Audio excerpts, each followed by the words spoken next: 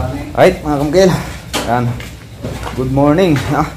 So Davao project tayo nauna. So ngayong araw na ito mga kamukil, araw ng Lunes, no? February 5, no? Malapit na naman araw ng mga puso, no? Yan. Tayo nito mga kamukil, tayo yung laging walang puso. So ngayon, update tayo mga kamukil, no? Kasi ngayon yung araw na mamimili ako ng materials para sa second floor. So sila muna yung maiiwan dito. Okay, update tayo mga kamukil, mag-iiwan tayo ng mga kanya-kanya gawain nila dito mga kamukil, no? Pagkatapos ko mamili ng materials, pupunta na naman ako sa paggawaan ng pinto. O kailangan umpisa na yung paggawa ng pinto para tamang-tama ma-finish na yung ano dito. So pinto na lang yung ikakabit natin sa pinaka ground floor. Yan na.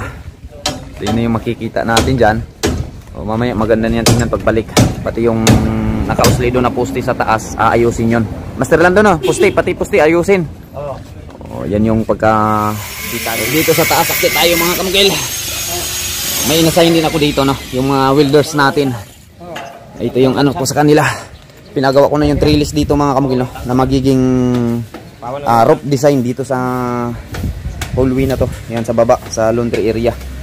O lahat 2x2 yung gamit natin na 1.2 yung kapal. Or tingnan natin ano yung kapal nito. 1.5 bata ito. Kuha tayo ng skwala. May skwala ko, Roldan? Ay, ito. Subukan natin sukatin mga kamukila. 1.5 mga kamukila. Ganyan magtingin ng ano, kapal ng ano. Maganda sana yung may clip na skwala. Pero ayan o. 1.5 yung kapal niya. So itong mga bakal na to, ito yung mga in-order ng dating kontraktor nagtrabaho dito. O ginamit ko para mapakinabangan. Lahat ng mga binili nila mga kamukil, gagamitin yun. Walang masasayang. Gagamitin natin lahat. So magiging design dito, trellis na siya, pa-straight pa ganyan. Nasa 15 cm yung ano niya, spacing ng bawat pa ganyan na bakal. Right. So yung second floor, bukas maumpisa na rin yung pagbibind namin ng mga bakal, pagdugtong nitong mga poste, bakal sa poste, tsaka pagpapatayo ng mga forma, no? O scaffold. O hindi kasi tayo makapaglagay ng forma kapag wala, hindi nauna yung scaffold, kaya mauna yung scaffold. So yung scaffold nito mga kamukil, ayan.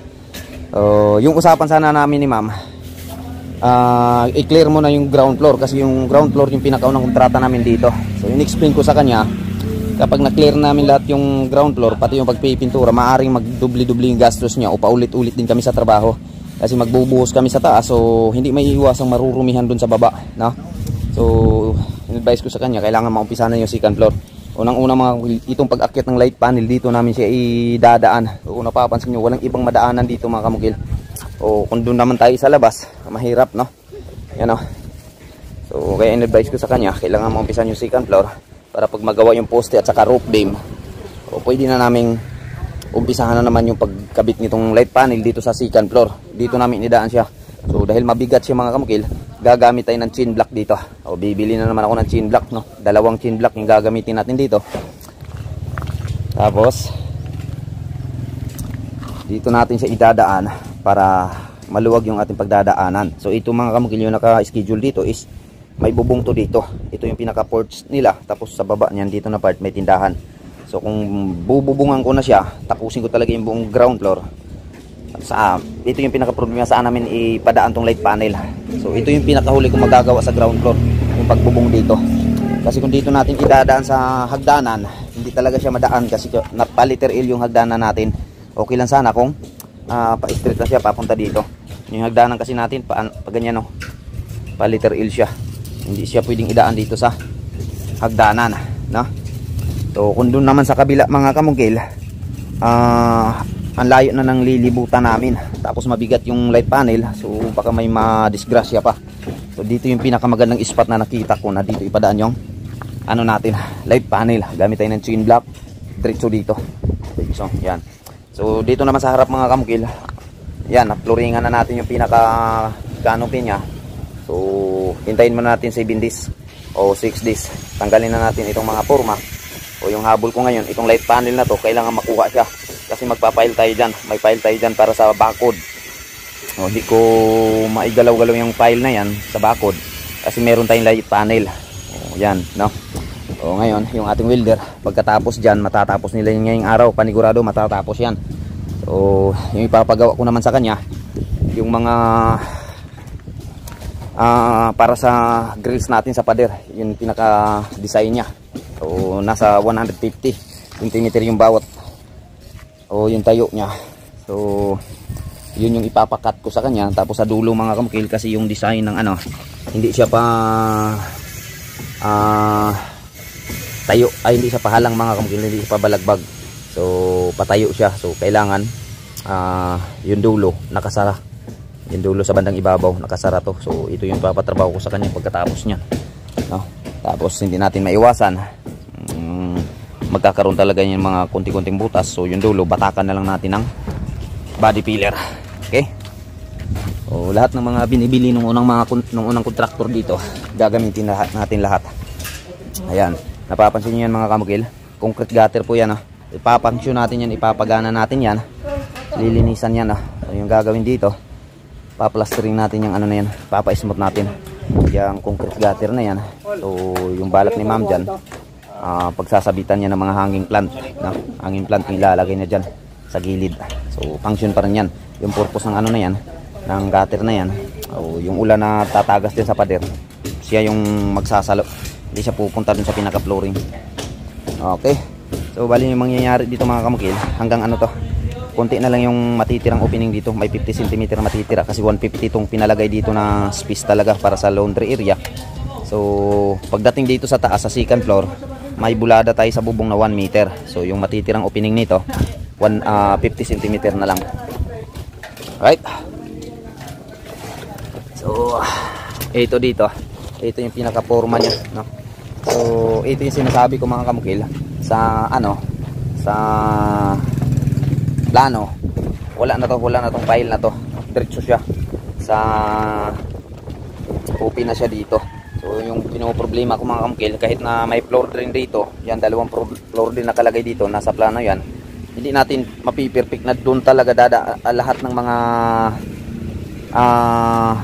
tubig pupunta sa floor drain. Yung mga part dito, kapag open to, yung matatalsik dito na tubig, talagang doon dadaloy, diba? So mangyayari, magkakalumot doon sa harap, pati dito yung tatalsik dito ng mga tubig, malamang yung iba pupunta doon, o yung iba din pupunta sa floor drain natin. Sa ganitong paraan mga kamukil, masisiguro natin na yung ating mga tubig, o yung tubig na pupunta dito sa balcony na to, mapupunta talaga siya sa floor drain. Walang makakalabas dito, walang makakalabas doon. And then pangalawa mga kamukil, ito, ayan, napapansin nyo, may tayo, diba? Elevation, naka-elevate siya ng konti. So yung purpose dyan, para hindi papasok yung tubig sa pinaka main na bahay na to, yung pinaka purpose natin. Tapos may tiles pa tayo dyan, so tataas pa yan. Okay, so yan lang mga kamukil. So ngayon yung trabaho ko, bibili tayo ng materials. Let's go mga kamukil, update tayo sa mga presyo ng mga bakal, simento, etc. mga kamukil. Mamaya up tayo, next upload ko mga kamukil, abangan nyo. Alright mga kamukil, ayan, time check, city pasado mga kamukil. Dumiretso pa rin tayo sa Davao, no, para ma-update natin dito yung trabaho. Pangalawa, yung mga materials, no, na binili natin kanina. Bali ito na yung update sa Davao mga kamukil. Mula dito kanina, mula dito yung pag-i-install nila ng light panel, no.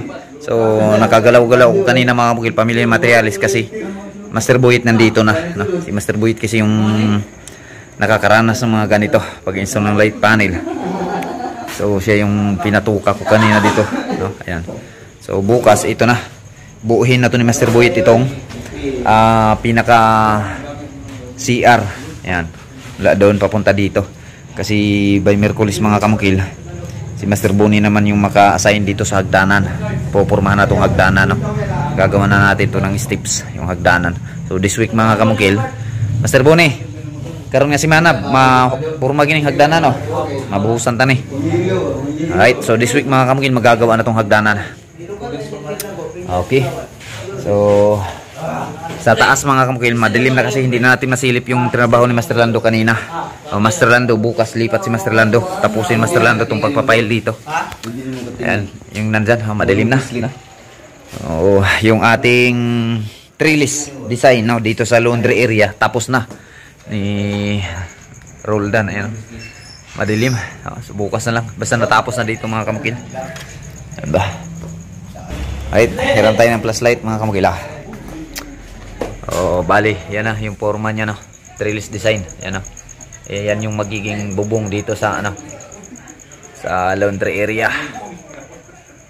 Right. So yung kulang dyan, pagkukulay mga kamukil, kulay black yung makukulay dyan, no? Oh, trellis design. Ganda na siya tingnan. Punta doon, no? Ayan, no? So, dito kasi malalagay yung laundry area. So this week rin mga kamukil, mapluringan to. Itong pinaka ano, kapag mapluringan to mga kamukil, ano na tayo, nasa 90% na yung matapos natin trabaho. Ayan. So yung pagta-tiles dito, madali lang to mga kamukil kasi hindi naman masyadong malaki yung ita-tiles natin. Ayan, no?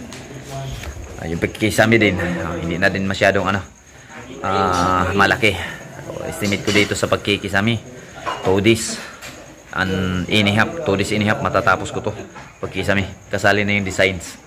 Right, so yung electrician natin by next week pupunta naman yun dito para sa electrical dito, no? Or plano ko manatili na lang siya sa Tagum project, ako na lang mag-electrical dito. Yan yung tropa, Master Boyet, steady na Master Boyet dito, Davao project, no?